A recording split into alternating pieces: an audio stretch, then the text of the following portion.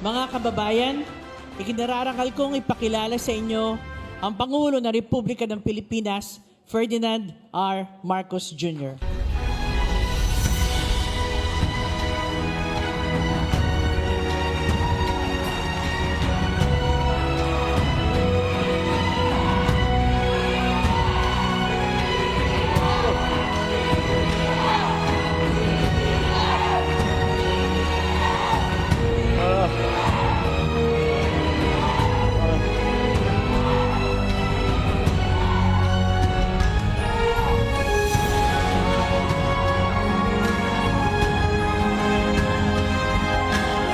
Maraming salamat.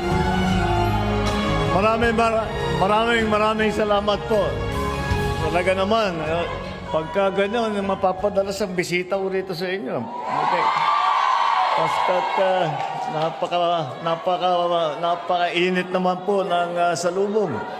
Parang ang init sa Pilipinas ngayon, ganun din ang natanggap kong salubong sa inyo. Maraming salamat. Maraming salamat sa ating Foreign Affairs Secretary Maria Teresa Lazaro at sa kanyang pagpakilala. Ay papakilala ko rin po. Let me introduce some of the members of the cabinet that are here with me dahil marami tayong gagawin at marami tayong kakausapin, hindi lamang sa pamahalaan ng Japan, kung hindi pati na ang mga private sector na sana maging partner natin sa Pilipinas. Andito po, Agricultural Secretary, Secretary Kiko Laurel Jr., Public Secretary, Secretary Vince Dizon of the DPWH,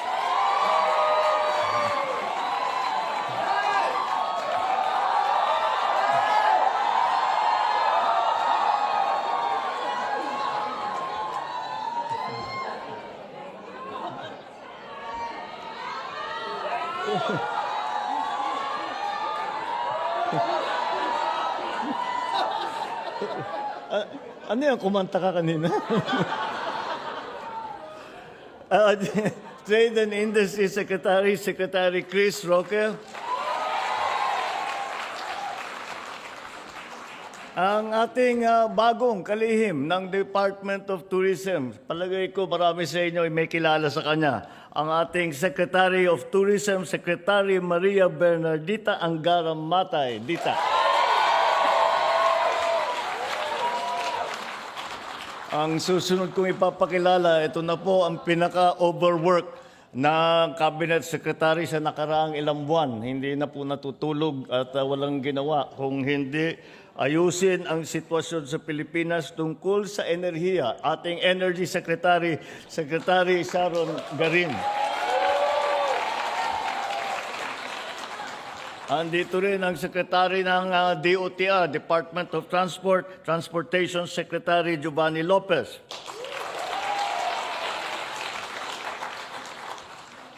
Ang kalihim naman ng Department of Migrant Workers. Ito ang department na ginawa para sa lahat ng mga Pilipino na namumuhay, nagtatrabaho sa ibang bansa. Ang Department of Migrant Workers, Secretary Hans Kakdak.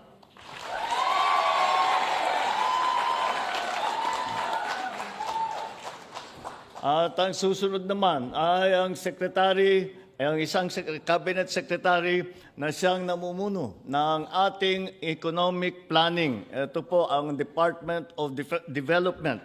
Our Economic Planning and Development Secretary, Secretary Arce Balisacan.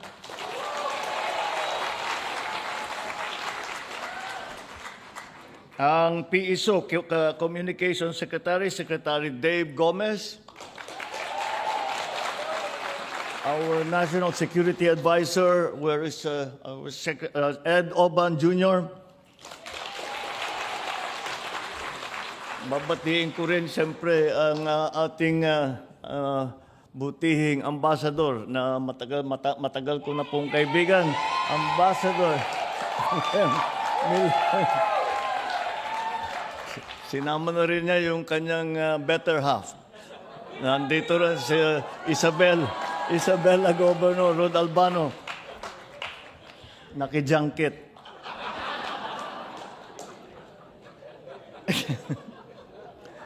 Representative Maria Rachel Arenas. The Overseas Welfare Administration, OWA, Overseas Welfare Administration, PY Kaunan.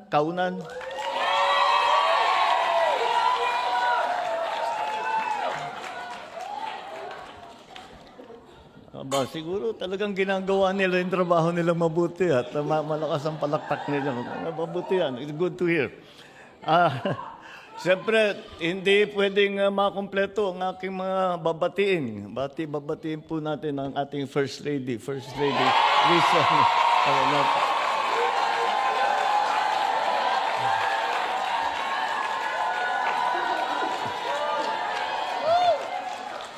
Ang aking mga kasama sa pamahalaan, mga minamahal kong kababayan, magandang gabi po sa inyong lahat. Konbanwa. Muli po, ako ay naririto ang inyong habang lingkod sa bawat pagkakataong ibinibigay sa akin na makaharap ang ating mga kababayan sa ibayong dagat. Iisa ang aking nararamdaman. Malalim na pasasalamat at pusong paghanga sa inyo. Paghanga hindi lamang dahil sa inyong sipag at tiyaga, kundi dahil sa tahimik na katatagan na inyong ipinapakita sa araw-araw. Sa mga maagang bumabiyahe, sakay ng mga tren upang pumasok sa trabaho, sa pabrika, sa opisina, paaralan, hotel, ospital, restaurant, construction site, at mga ibang lugar pa. Sa mga pamilyang Pilipino at Hapon na araw-araw ay nagsisilbing tulay ng pagkakaibigan ng ating dalawang bansa. Kaya kayo po ang muka ng Pilipinas dito sa Japan. Ang ating pong muling pagpunta rito ay bilang pagtugon sa paanyaya ng pamahalaan ng Japan para sa isang state visit. Pinaunlangkan po natin ang kanilang paanyaya dahil ito po ay nagbibigay sa atin ng pagkakataon na mas patibayin pa ang ugnayan ng ating dalawang bansa sa iba't ibang larangan, lalo na sa pagsulong ng kapakanan at proteksyon ng ating mga manggagawang Pilipino dito sa Japan, gayon din sa komersyo at sa kalakalan, tanggulang pambansa at pangrehiyon at marami pang iba. Napapanahon din ang ating pagbisita dito dahil ngayong taon ay ipinagdiriwang natin ang ika-70 anibersaryo ng normalisasyon ng diplomatikong ugnayan ng Pilipinas at Japan. Angkop sa makasaysayang kaganapang ito ang temang Weaving the Future Together, Peace, Prosperity, Possibilities. Sapagkat ito ay sumasailalim at sumasalamin sa ating mga hangarin at nagkakaisang layunin para sa kinabukasan ng ating dalawang bansa. Nitong mga nakaraang buwan, nabatid natin ang agaran at matindi na epekto sa Pilipinas ng krisis sa ibang panig ng daigdig. Ilang linggo lamang mula nang sumiklab ang gulo sa gitnang silangan, naramdaman natin ang pagsipa ng presyo ng mga bilihin, dulot ng pagtaas ng presyo ng langis. Kaagad naman tumugon ang inyong pamahalaan at pinairal ang State of National Energy Emergency. Ipinatupad natin ang Unified Package for Livelihood, Industry, Food and Transport o tawag ay UPLIFT program kung saan nagsanib-puwersa ang buong pamahalaan. Mapigilan ang pag-hoarding ng langis para ma-optimize ang ating mga fuel at kaagad na pagkakaabot ng tulong para sa mga nawalan ng hanapbuhay sa lahat ng industriya, sa transportasyon, sa kasiguruhan ng pagkain. Pinatunayan din ng krisis na hindi maibubukod ang Pilipinas sa epekto ng pagkakaantala ng supply ng langis. At walang bansang kayang lutasin ang krisis ng enerhiya ngayon na nag-iisa. Bagamat pareho nating pinagdadaanan ng hamon na dala ng kakulangan ng supply ng enerhiya, hindi napatid ang pagtutulungan ng ating dalawang bansa upang maibsan ang hirap na naramdaman ng taong bayan. Marami po tayong nakatakdang mga gagawin sa mga susunod na araw dito sa Japan. Ngunit sa kabila ng dami at bigat ng mga gawaing ito, tiniyak ko po makipagkita sa inyo, ang aking mga minamahal na kababayan.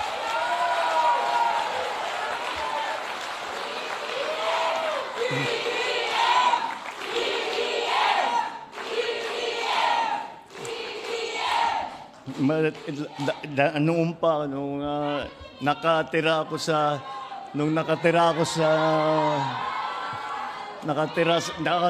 sa abroad, siyempre, paminsan-minsan magpupulong ganito, mga Pilipino, yung Philippine community. At talagang lagi ko nagsasama lagi ako ng kaibigan na tiga doon. Sinasabi ko, ngayon ka lang makakita ng party na ganito. Ito mga Pilipino, walang tigil ito. Hindi ka makaupo na hindi ka kumakain. Hindi ka pwedeng nakatayo na hindi ka kumakanta o sumasayaw. Kaya naman, nakita naman natin naalala ko ulit yung aming mga meeting at napakasaya ninyo, ang sarap ninyong kasama. So,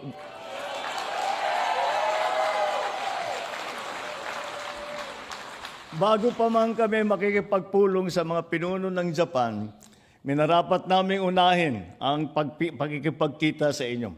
Sapagkat kayo ang dahilan kung bakit mahalaga ang relasyon ng Pilipinas at Japan. Kayo ang nagbibigay buhay sa ugnayang ito sa gitna nga ng Pilipinas at ng Japan. Napakahalaga para sa amin na ipabatid sa inyo na ang inyong pamahalaan ay walang tigil at walang sawang nagsisikap upang mapangalagaan ang inyong mga karapatan, kapakanan at kaligtasan habang kayo ay naghahanap buhay sa ibayong dagat. At katulad noong huling beses na ako'y humarap sa inyo, nais kong muling manawagan sa mga kabataan Pilipino na nandito sa Japan. To you, our dear young Filipino citizens living here in Japan, in the midst of the challenges and uncertainties in the world today, I encourage you to take advantage of all the opportunities available to you in this country, and in return, contribute positively to the society that you have taken as your own. It is my fervent hope that you succeed in all your endeavors in your chosen careers, whether it be business, the arts, professional arena, the service sector, or in sports. I urge you to make a good account of yourselves and be proud of your heritage as Filipinos. We all agree that living in Japan requires a delicate balance. Japan is a nation of profound tradition, structure, and etiquette. For us to thrive here, we need to be masters of the art of integration. We must respect the local laws, embrace the culture, and learn the language. However, integration does not mean assimilation. It does not mean forgetting your roots and abandoning who you truly are. Our greatest asset is our unique identity. Let your Filipino heritage emanate from you in your daily interactions while still being mindful of social norms, and watch it enrich your social environment and spheres of influence. You are the torch bearers of the next 70 years of our relations with Japan. Through you, the legacy of the brotherhood and friendship that we have forged will carry on. It is in you that the dreams and aspirations of the past are realized, and the doors to the future are open. It is in you that the discipline and focus of the Japanese are blended with the creativity, the passion, and resilience of the Filipino. The bridges and connections we have built over the decades of our relationship with Japan remain as strong and as steady as ever. As we continue to further strengthen the ties that bind us, we look to you to preserve and enrich these living connections when our time has passed. The future is yours. The peace and prosperity it bears is your inheritance. At sa inyo naman, sa mga magulang at mga nakakatanda sa komunidad, walang hanggang pasasalamat at pagpupugay ang inaalay sa inyo ng inyong pamahalaan. Kinikilala namin ang inyong pagsisikap na patuloy na nagbibigay ng pag-asa sa ating mga kababayan sa Pilipinas at saan man sa mundo. We recognize that it was you who paved the way when Japan was much harder to navigate, for the younger generations now can follow. We are a community of 350,000 Filipinos working and living in Japan, the fourth largest expatriate community in the country. Inaasahan ko na tulad ng mga panahong nagdaan, ang mga Pilipino sa Japan ay mananatiling matagumpay sa kani-kanilang mga napiling larangan. Nagtitiwala ako sa kakayahan ng bawat isa na maging haligi ng inyong mga pamayanan. Inaasahan ko rin na patuloy na magbibigay ng karangalan sa bansa ang ating mga OFW dito sa Japan sa pamamagitan ng pagiging mabuting mamamayan at pagiging masunurin sa mga batas at alituntunin ng bansang ito na itinuturing na ninyong pangalawang tahanan. I am certain that the true value of Filipinos in Japan does not go unnoticed. For decades, our community has thrived and has integrated deeply into the threads of Japanese society. Our character and our culture of caring, pakikipagkapwa-tao, and malasakit are among the hallmarks of what make Filipinos a reassuring and valued presence in communities navigating the challenges of modern life, including isolation and a growing need for human connection. Manatili po tayong tunay na kaibigan ng mga Hapon sa ating mga komunidad at pamayanan nang sa gayon ay maipakita at maipabatid natin sa kanila ang pagiging tunay na Pilipino. Bilang isang bansa at pamayanan, ipaabot at iparamdam natin sa kanila na tayo ay kanilang kabalikat sa pagharap sa mga suliranin at hamon ng ating mga dinadanas. Naniniwala po ako na kung maayos at naaayon sa batas ang ating pamumuhay, patuloy na yayabong at ang pamayanan ng Pilipino dito sa Pilipinas. As our community grows across Japan, from Hokkaido all the way to Okinawa, our strength lies in our firm adherence to our faith and our national identity. Maraming salamat sa inyong lahat. Magandang gabi po sa inyo. Muli, ang Pangulo ng Republika ng Pilipinas, Ferdinand R. Marcos Jr. Manatiling nakatayo at sabay-sabay nating awitin bilang isang nagkakaisang bayan, ang Ako ay Pilipino.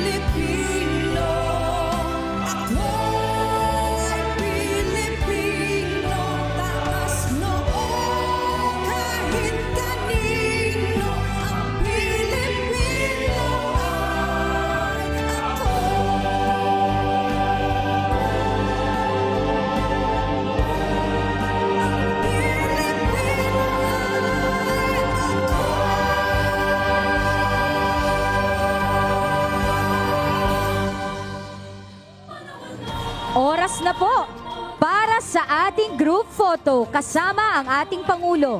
Manatiling nakatayo at iwagayway ang ating mga bandila at ilabas ang ngiti ng malayang Pilipino.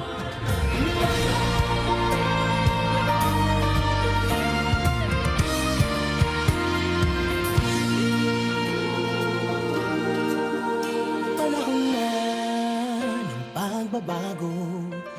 Dahil sa ito ay kinakailangan tayo na magtulong-tulong, napaunlarin ang mahal nating bayan.